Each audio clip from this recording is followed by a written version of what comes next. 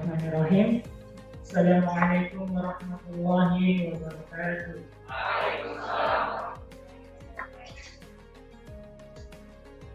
Innal hamdalillah nahmaduhu wa nasta'inuhu wa nastaghfiruhu wa na'udzu billahi min shururi anfusina wa min sayyiati a'malina.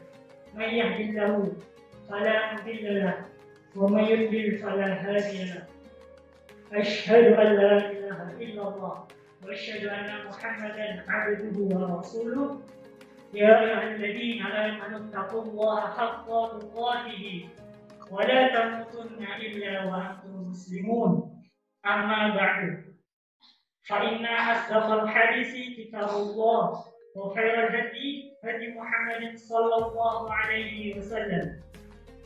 Wa syarrul umuri muhdatsatuha wa kullu muhdatsin bid'ah wa kullu bid'atin dhalalah wa kullu dhalalatin finnar.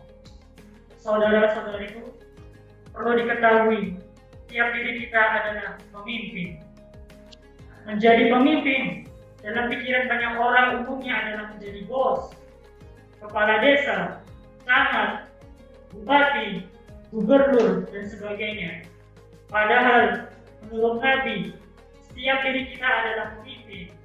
Rasulullah Shallallahu Alaihi Wasallam bersabda, kullukum ra'in wa kullukum mas'ulun ar-rayyatihi. Artinya, setiap diri kalian adalah pemimpin, dan tiap pemimpin akan dimintai pertanggungjawaban. Hadis lengkap tentang tanggung jawab diriwayatkan oleh Imam Bukhari sebagai berikut. Dari Ibnu Umar radhiyallahu anhu bahwa Rasulullah Shallallahu Alaihi Wasallam bersabda, ketahuilah, setiap kalian adalah pemimpin dan setiap kalian akan dimintai pertanggungjawabannya atas yang dipimpin. Penguasa yang memimpin rakyat banyak, dia akan dimintai pertanggungjawaban atas yang dipimpinnya. Seorang suami atau bapak adalah pemimpin anggota keluarganya, dan dia dimintai pertanggungjawaban atas yang dipimpinnya, istri dan anak-anaknya. Dan seorang istri atau ibu pemimpin terhadap keluarga rumah suaminya dan juga anak-anaknya, dan dia akan dimintai pertanggungjawaban terhadap mereka. Dan budak juga pemimpin terhadap harta tuannya dan akan dimintai pertanggungjawaban terhadapnya. Ketahuilah, setiap kalian adalah bertanggung jawab atas yang dipimpinnya. Hadis ini menegaskan bahwa sejatinya setiap diri adalah seorang pemimpin. Beliau menegaskan bahwa pemimpin bukan hanya mereka yang menjadi presiden, gubernur, wali kota, pejabat, akan tetapi seorang budak sekalipun masuk dalam kategori pemimpin dengan bertanggung jawab atas harga majikannya. Dalam Islam, adilnya seorang pemimpin merupakan hal yang sangat penting dan diperhatikan. Mengapa? Karena keadilan pemimpin dapat membawa kemaslahatan bagi masyarakat luas. Maka tidak heran jika Allah sangat memuji dan menjanjikan balasan kebaikan yang luar biasa bagi pemimpin yang baik. Namun juga menjanjikan balasan keburukan bagi pemimpin yang tidak baik. Rasulullah Shallallahu Alaihi Wasallam bersabda,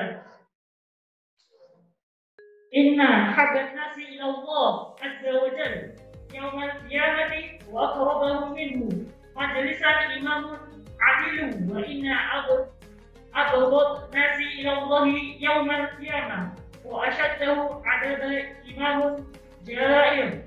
Artinya, sesungguhnya orang yang paling dicintai Allah azza wa jalla pada hari kiamat dan paling dekat tempat duduknya darinya adalah seorang pemimpin yang adil. Sedangkan orang yang paling dibenci Allah pada hari kiamat dan paling kena siksanya adalah seorang pemimpin yang maling. Beliau juga menegaskan tentang jaminan naungan Allah di hari kiamat kepada pemimpin yang adil. Sab'atun yudhilluhumullahu fi dhillihi yawma la dhilla illa dhilluhu imamun adil. Artinya, ada 7 golongan yang akan mendapat naungan Allah di hari kiamat. saat tidak ada naungan kecuali dari Allah. Di antaranya diberikan kepada imam atau pemimpin yang adil. Kita kembali pada hadis, kullukum ra'in wa kullukum mas'ulun an ra'iyyatihi. Kata ra'in, pemimpin, menurut para ulama adalah orang yang menjaga, yang mendapat amanah dan harus memilih yang baik dalam mengurusnya, yakni terhadap sesuatu atau orang di bawah kepengurusannya. Hadis ini menunjukkan bahwa setiap orang yang memilih bawahan maka dituntut berlaku adil dan menegakkan kemaslahatan baik terkait dengan agama maupun dunianya.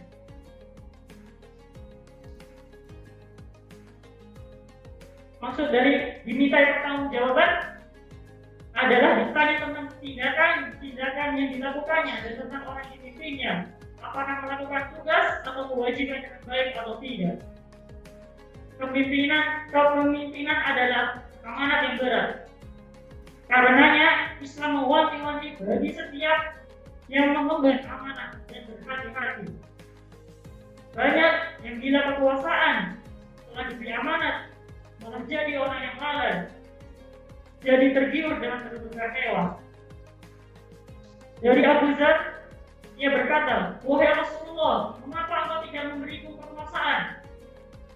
Lalu beliau memegang pundakku dengan tangannya, kemudian bersabda, "Ya Aba Dzar, innaka dha'ifun wa innaha amanatun wa innaha yaumal qiyamah ismun wa nadamatun illa man aqadaha bihaqqiha wa 'ala alladhi 'alaihi fiha." Wahai Abu Dzar, sesungguhnya engkau adalah orang lemah dan kekuasaan itu adalah amanah.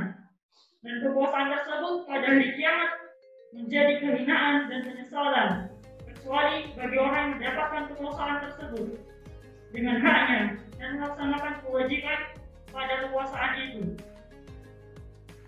Imam Nawawi dalam kitab Riyadhus Shalihin pada bab larang meminta kepemimpinan dan memilih meninggalkan kekuasaan apabila ia tidak diberi atau tidak ada hal yang mendesak untuk itu. Hadis tersebut menunjukkan bahwa tidak layak kepemimpinan atau kekuasaan diberikan kepada orang yang lemah, yang tidak punya kapabilitas, bukan ahli di dalamnya. Namun boleh menerima kekuasaan jika diberi oleh khalifah atau majelis yang bertugas untuk menuju penguasa yang punya kapabilitas. Poin penting yang patut dicatat bahwa kepemimpinan dan kekuasaan adalah amanat yang berat dan berbahaya. Siapa yang diberi amanat seperti ini, hendaklah ia benar-benar menjalankan dengan bersifat dan jangan bersifat khianat. Jika ia menjalankannya dengan benar dan punya kapabilitas di dalamnya, maka ia akan mendapatkan keutamaan yang besar berupa naungan Allah pada hari kiamat kelak.